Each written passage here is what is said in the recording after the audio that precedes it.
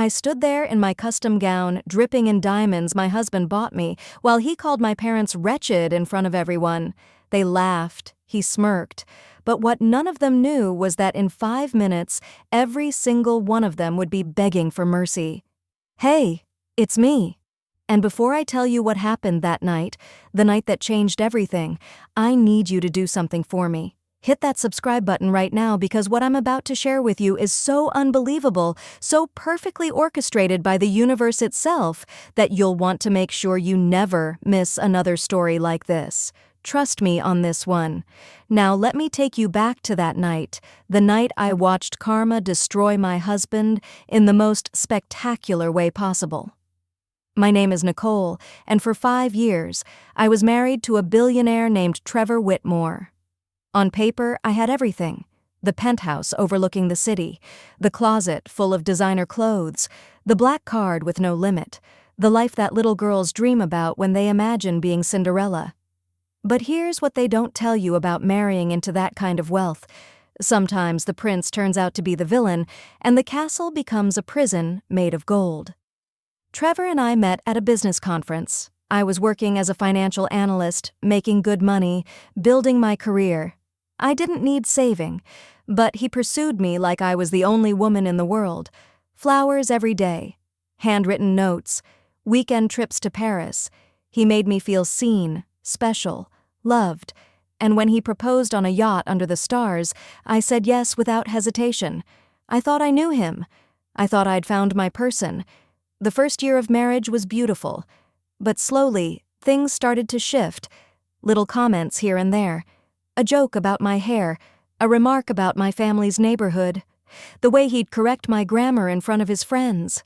Small things that I told myself didn't matter, that I was being too sensitive. But those small things, they were building up to something much bigger, something that would explode in my face at his company's annual charity gala. Now, let me tell you about my parents. My father, Robert, worked as a mechanic for 40 years. Up before dawn, home after dark, grease under his fingernails, pride in his heart. My mother, Lorraine, taught elementary school in our neighborhood. She spent her own money on supplies for kids whose parents couldn't afford them. They weren't rich. They didn't have fancy degrees from Ivy League schools. But they had something that Trevor's whole circle would never understand. They had integrity. They loved each other deeply, raised me right, and sacrificed everything so I could go to college and build a better life. I never forgot where I came from. Even when I was living in that penthouse, I'd visit them every Sunday. We'd have dinner at their small kitchen table, the same table where I did my homework as a kid, and for those few hours I'd feel like myself again. Trevor rarely came with me. He always had some excuse: work, golf, a business call. I knew the truth. He looked down on them. He looked down on where I came from, and I'd been making excuses for him, trying to bridge a gap that he had no interest in crossing. Then came the invitation to the gala. Trevor's company was hosting this massive charity event, 500 people, all the wealthy elite in the city. It was always the biggest night of the year for him, a chance to show off, make deals, remind everyone how powerful he was.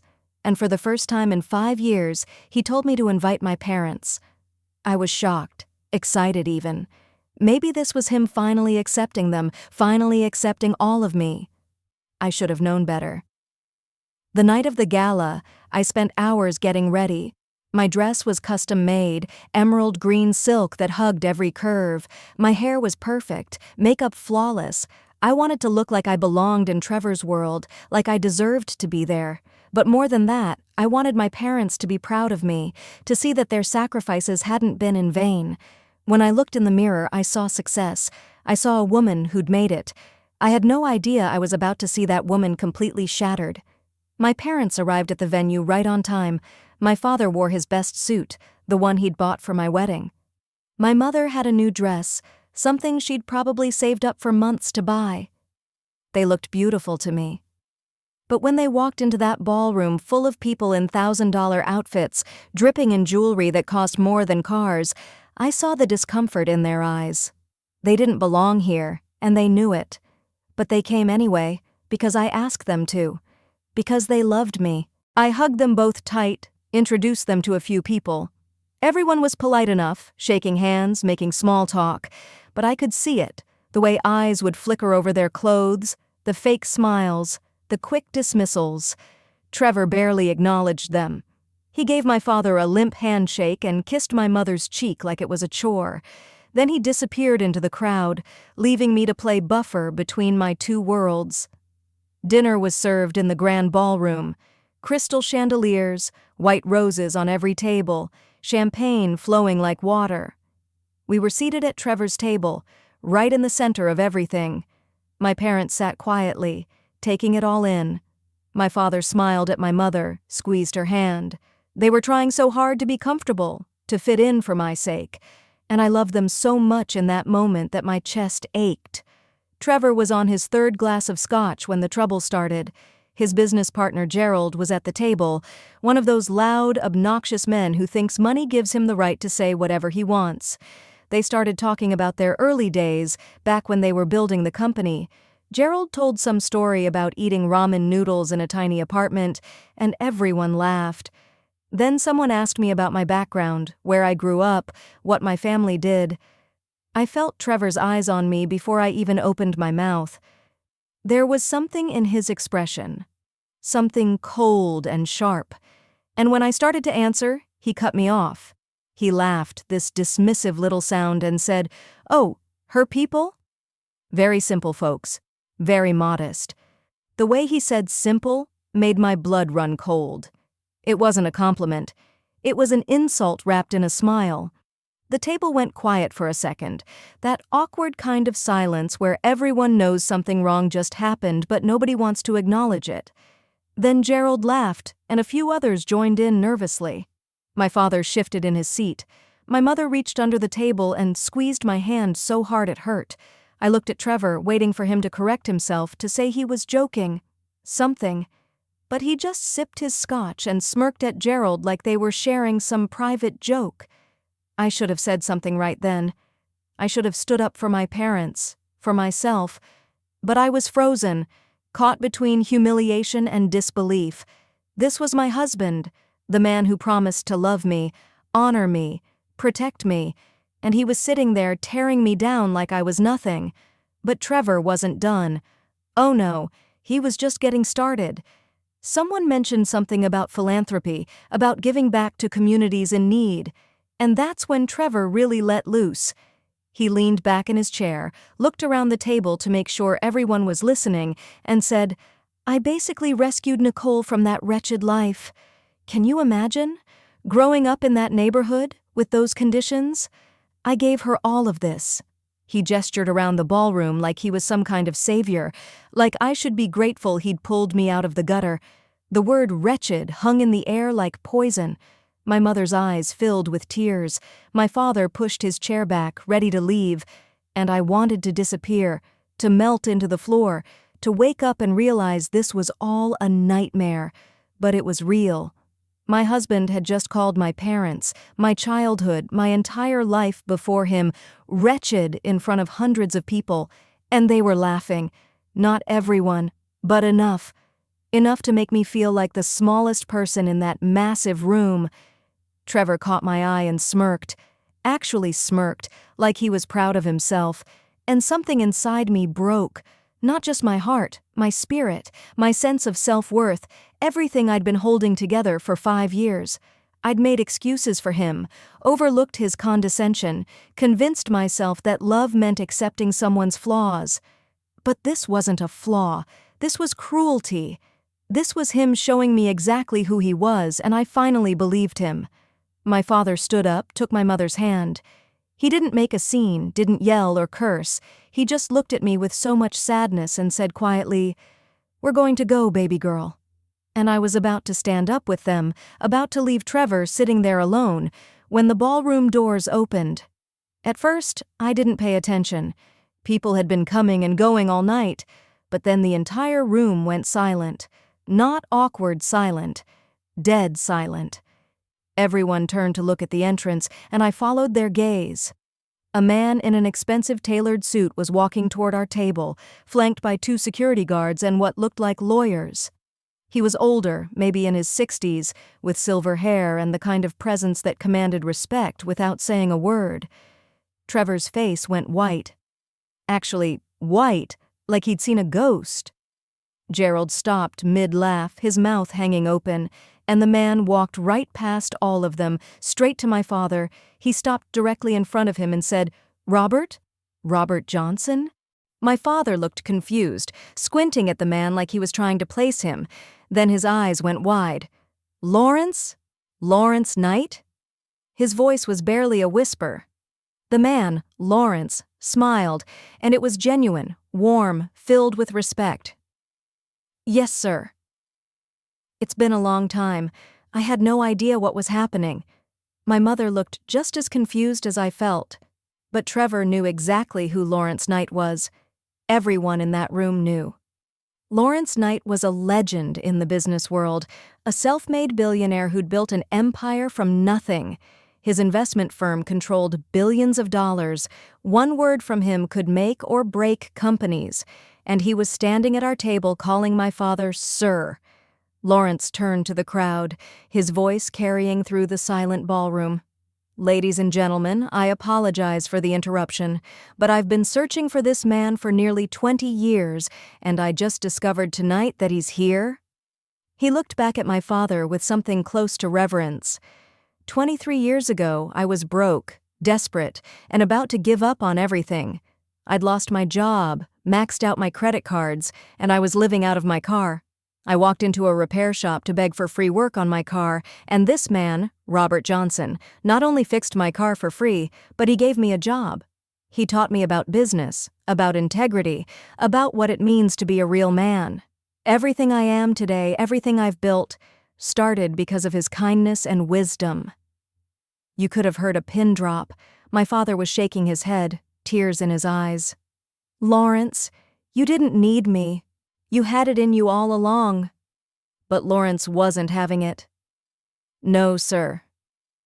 You saw something in me when no one else did. You gave me a chance when I had nothing to offer. And you never asked for anything in return.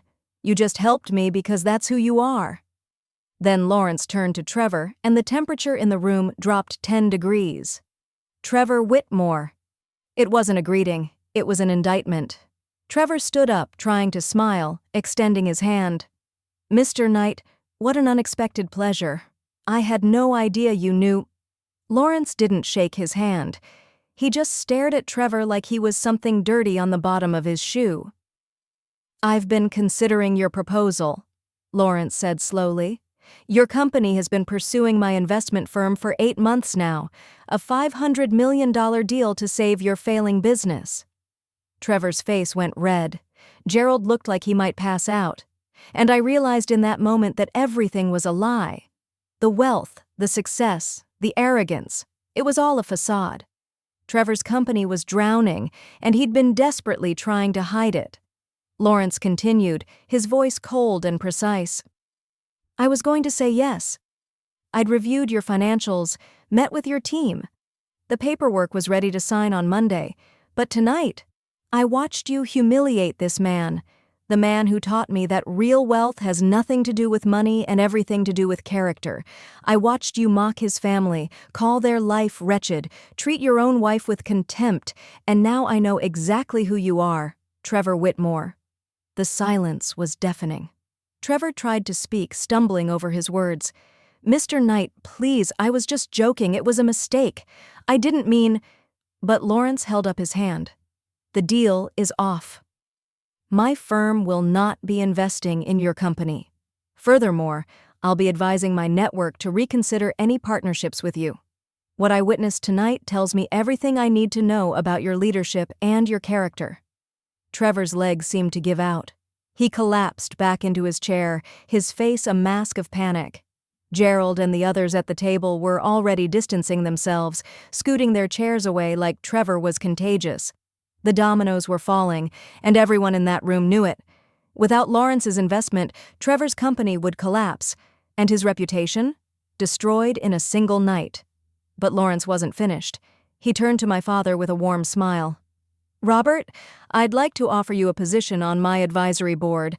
I've built a successful company, but I've never forgotten the lessons you taught me. I need men of integrity around me, and I can't think of anyone more qualified." Then he looked at me. Really looked at me, like he was seeing me for the first time. "And Mrs. Whitmore, or should I say Ms. Johnson, I'd like to offer you a position as Vice President of Strategic Development. I've done my research. Your work in financial analysis is exceptional. You don't need this man's money or his last name. You have your own value." I couldn't breathe. My father was crying openly now. My mother was squeezing my hand so hard I thought she might break my fingers. And Trevor was staring at me with this desperate, panicked look, like he was watching his entire world crumble, which I guess he was. I stood up slowly, every eye in that ballroom on me. I reached down and pulled off my wedding ring, that massive diamond that Trevor had bragged cost more than most people's houses.